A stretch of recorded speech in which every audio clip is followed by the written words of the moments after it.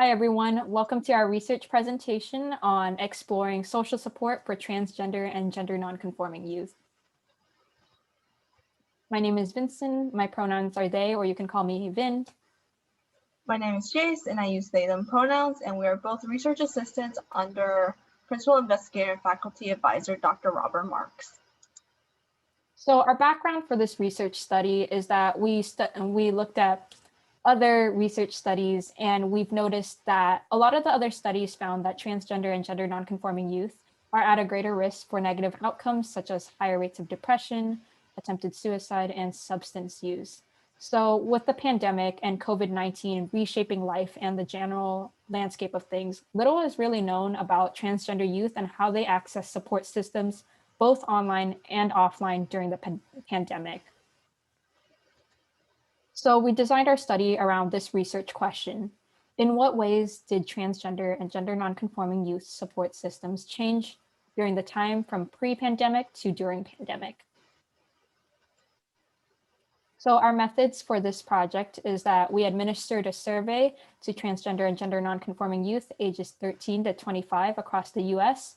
We had around 300 survey respondents, and the survey was about 15 minutes long, and it was designed to be an online survey that was quick and easy to take. The survey had demographic questions such as one's gender identity, race and ethnicity, age, and etc.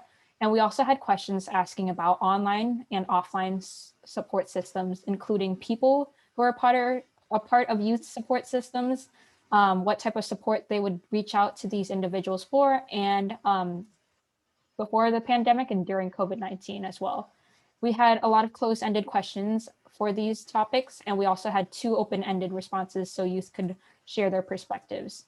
We took the time to thematically code the open responded questions, which will be guiding our research presentation today and the results.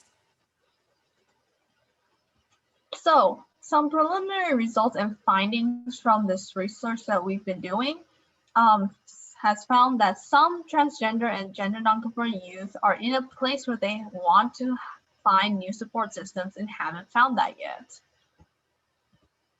We pulled 2 different quotes to help support these preliminary findings, and the first quote reads, "Would like to have a support network beyond just other disabled people." And the second quote reads, "Part of me wishes I could be around other trans people more often though. It is difficult for me to find the mental and emotional energy to join groups towards that sort of thing, even though I know I would enjoy it." However, even with that finding, we've also found that some transgender and gender nonconforming youth were able to find new support systems.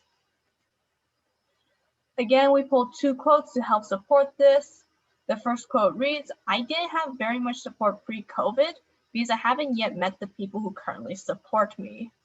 And the second quote reads, "Because I've been bedbound so long, however, I've become very close to all my new friends and they've helped me start realizing how inadequately I'm treated at home, and they become like family to me." So why does this matter? This matters because this research may help inform policies and practices that can be implemented in order to help change general public attitudes that can help increase overall support that may be lacking for transgender and gender nonconforming youth.